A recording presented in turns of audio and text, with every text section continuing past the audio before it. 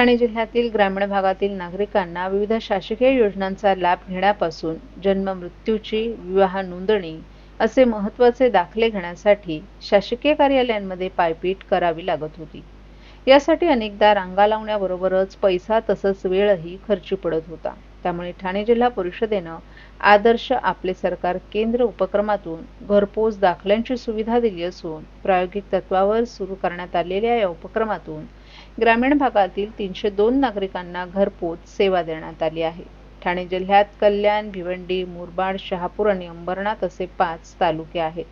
या तालुक्यांमध्ये 431 ग्रामपंचायतींमध्ये गावपाड्यातील नागरिकांना दाखला काढण्यासाठी तालुक्यात जावं लागतं. यामध्ये अनेकदा एका फेरीत काम होत नसल्यामुळं वेळ आणि पैसा खर्च होत असल्यानं दाखल्यासाठी पायपीट करावी लागत होती. त्यामुळे ग्रामीण भागातील नागरिकांची दाखल्यांसाठी होणारी पायपीट थांबावी यासाठी ठाणे जिल्हा परिषदेचे मुख्य कार्यकारी अधिकारी रोहन घुगे यांच्या संकल्पनेतून आदर्श आपले सरकार केंद्र ॲप्लिकेशन तयार करण्यात आलं आहे. या ॲप्लिकेशनद्वारे ग्रामपंचायत विभागाकडून उपलब्ध होणारी जन्म नोंद, मृत्यू नोंद, विवाह नोंद, दारिद्र्य रेषेखालील ग्रामपंचायत येणे बाकी नसल्याचा नमुना 8चा उतारा आणि निराधार असल्याचा असे 7 दाखले तसंच महसूल विभागाचे काही दाखले उपलब्ध झाले आहेत.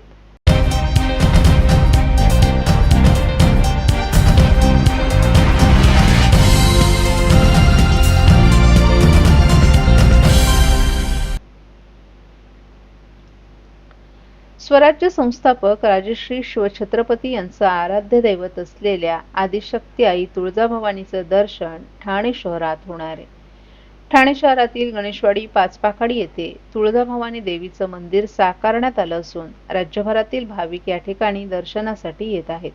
ठाण्यातील गणेशवाडी पाचपाखाडी येथे आई तुळजाभवानीचे मंदिर उभारण्याचा निर्णय येथील नागरिकांनी घेतला होता.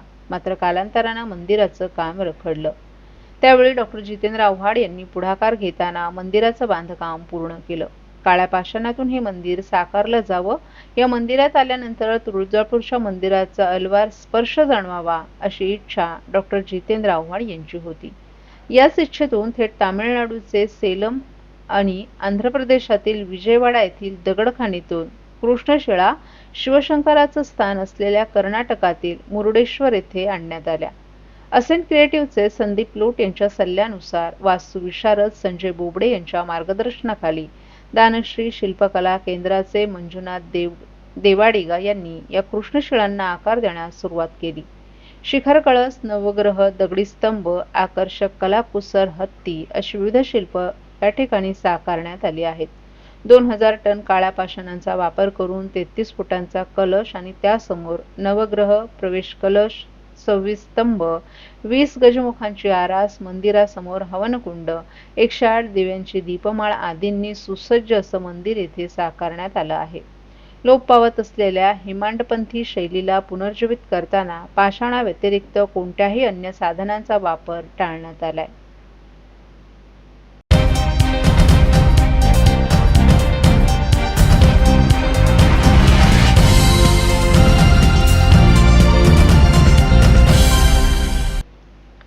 सध्या महाराष्ट्र राज्य परिवहन महामंडळाच्या बसमधून दररोज प्रवास करणाऱ्या 52 लाख प्रवाशांमध्ये सवलतीत प्रवास करणारे 30 लाख प्रवासी असून दरमहा उत्पन्न 900 कोटी आणि खर्च 920 कोटींपर्यंत अशी महामंडळाची सद्यस्थिती आहे.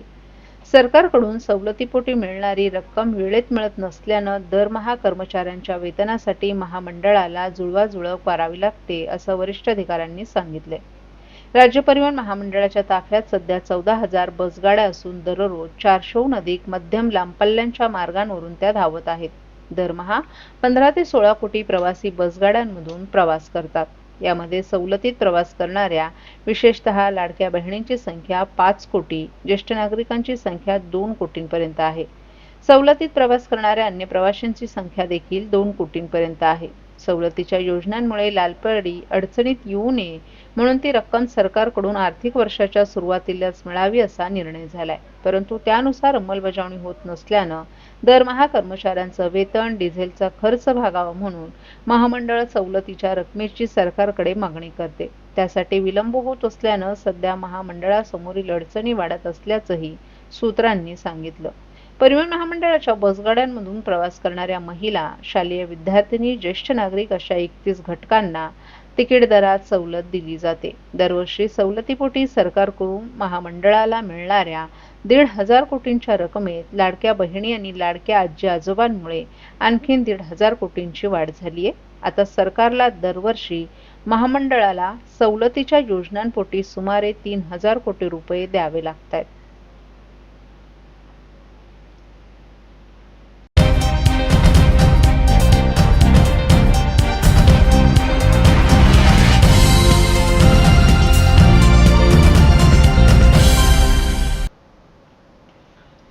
कोकण पदवीधर मतदारसंघाचे आमदार ॲडव्होकेट निरंजन डावखरे यांचा वाढदिवस ठाण्यात साजरा करण्यात आला. वाढदिवस म्हटल्यानंतर अत्यंत उत्साहाचं आणि आनंदाचं वातावरण.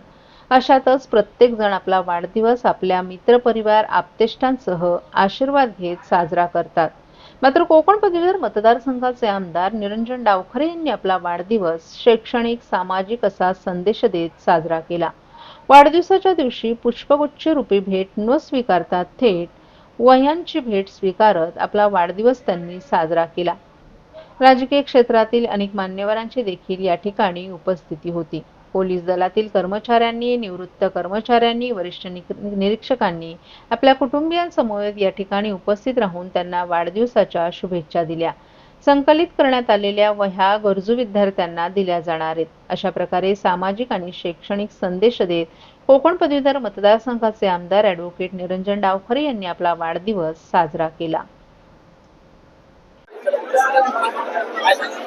या वाढदिवसानिमित्त सगळ्याच मित्र परिवारांना आणि जे शुभेच्छा द्यायला येत आहेत त्यांना सगळ्यांना सुरुवातीला आवाहन केलं होतं की आपण यावर्षी बुकेच्या ऐवजी बुक ही द्यावी अशी विनंती केली होती. कारण ते निश्चितपणे विद्यार्थ्यांच्या शालेय जीवनासाठी त्याचा एक फार चांगला उपयोग होऊ शकतो. खरा आनंद वाटतो की लोकांनी भरभरून खरं तर आज या वाढदिवसानिमित्त वह्यांच्या रूपामध्ये शुभेच्छा दिल्या.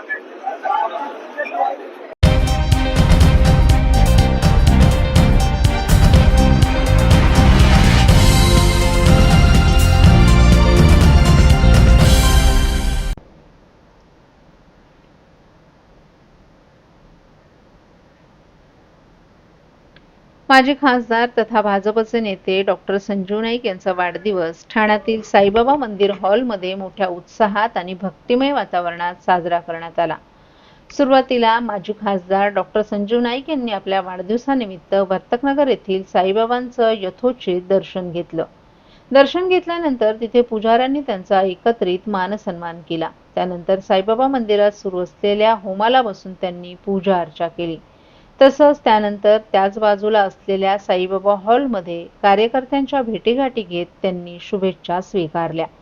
यावेळी त्यांनी संकल्प केला होता की पुष्पगुच्छ न घेता सामाजिक उपक्रम राबवून आपला वाढदिवस साजरा करावा. त्या हेतून त्यांनी तमाम कार्यकर्ते आणि नागरिकांनाही आवाहन केलं होतं की वाढदिवसाला येताना पुष्पगुच्छ न आणता वह्या घेऊन येणं. त्यानुसार कार्यकर्ते आणि नागरिकांनी वह्यांचं वाटप करून एक प्रकारे आगळावेगळा संदेश दिला. या जमा झालेल्या वह्या ठाणे जिल्ह्याच्या ग्रामीण भागातील गरीब आणि गरजू मुलांना उपयोग पडतील. कारण वर्षभर मुलांना लागणाऱ्या वह्या या खर्चिक असतात आणि त्या त्यांना परवडत नसतात. त्यामुळे या वह्यांचं वाटप त्यांना करण्यात येणार आहे. तसंच इतर राजकीय नेत्यांनी देखील असा संकल्प करून आपला वाढदिवस साजरा करावा असं आवाहन माजी खासदार डॉक्टर संजू नाईक यांनी केले. वाढदिवसाचा निमित्त साधून आपल्या ठाण्याच्या जनतेच्या लोकांची सेवा करावी ही एक संकल्पना लक्षात घेऊन यापुढे वाढदिवसाला बुके घ्यायचा नाही असा संकल्प आम्ही या ठिकाणी केलेला आहे. आणि मला असं वाटतं की सामाजिक राजकीय जी लोक असतात त्यांनी या गोष्टीचा जर संकल्प केला तर खऱ्या अर्थानं गरीब गरजू अशा विद्यार्थ्यांना वह्या, पुस्तकं, जे शिक्षणाचा जो या ठिकाणी कमतरता आहे, बुके हे निश्चित चांगले असतात, फुलं निश्चित चांगली असतात, त्याचा सुगंध दरवळतो, माणसाला आनंद देतो, परंतु तो काही क्षणासाठीचा आनंद असतो. परंतु दिलेले पुस्तकं, दिलेल्या वह्या ह्या मुलांच्या, विद्यार्थ्यांच्या, गरीब आदिवासींच्या जीवनामध्ये खरा आनंद दरवळेल. आणि म्हणून ही संकल्पना सिद्धी रिद्धी डेव्हलपर्सनी या ठिकाणी केली. धनंजय सिंगजी असतील, त्यांचे सर्व सहकारी असतील, राजू गरजजी, श्रीधर पाटीलजी, हे सर्व काल्ले कशेळी भागातील असे एक उद्योजक आहेत. त्यांनी माझ्या संकल्पनेला या ठिकाणी हा जो आदर केल्याबद्दल मी त्यांचा आभार व्यक्त करतो. आणि भविष्यामध्ये इथे मला असं वाटतं ठाण्यातल्या कुठल्याही असं मोठ्या सामाजिक राजकीय लोकांनी हा संकल्प केला तर खऱ्या अर्थानं त्या विद्यार्थ्यांना ज्या आदिवासी भागामध्ये, खरं म्हणजे असं म्हणतात की लोक म्हणतात जूनमध्ये पुस्तकं दिली की वर्षभर त्यांना पुस्तकं वह्या द्यायची आवश्यकता भासत नाही. असं नसतं, त्यांना नंतर पुस्तकं वह्या लागत असतात. आणि म्हणून मला वाटतं सातत्यानं तुमचे वाढदिवस 365 दिवस असतात. आणि हे जर वह्यांचा पुस्तकांचा ओघ जर त्या गरीब विद्यार्थ्यांना गेला तर खऱ्या अर्थानं तुमचं जीवन सार्थकी लागेल आणि जी सेवा तुम्हाला करायची अपेक्षित आहे ती पूर्ण होईल. मी तमाम ठाणेकरांचा धन्यवाद करतो की तुमच्या सर्वांचे आशीर्वाद, कृपा, दृष्टी सातत्यानं मला पूर्वी मिळालेली आहे. आता फक्त काम करायचं आहे, लोकांची सेवा करायची. आणि म्हणून हा जो पूर्ण परिवार आहे, हा परिवार असाच आमच्या सर्वांच्या बरोबर काम करेल. आणि आज साईबाबा मंदिर ट्रस्ट या ठिकाणी त्यांच्या सर्व कमिटीचा मी धन्यवाद करतो. आणि त्यांना सुद्धा मागच्या राम मंदिर उद्घाटनाच्या वेळेस सुद्धा त्यांचं मोठं सहकार्य लाभलं. आज सुद्धा त्यांचं सहकार्य अशाच पद्धतीने आहे. भविष्यामध्ये सामाजिक कार्यामध्ये त्यांचं सहकार्य लाभेल अशी अपेक्षा. आणि आपल्या सर्वांच्या या आशीर्वादाबद्दल खूप खूप धन्यवाद.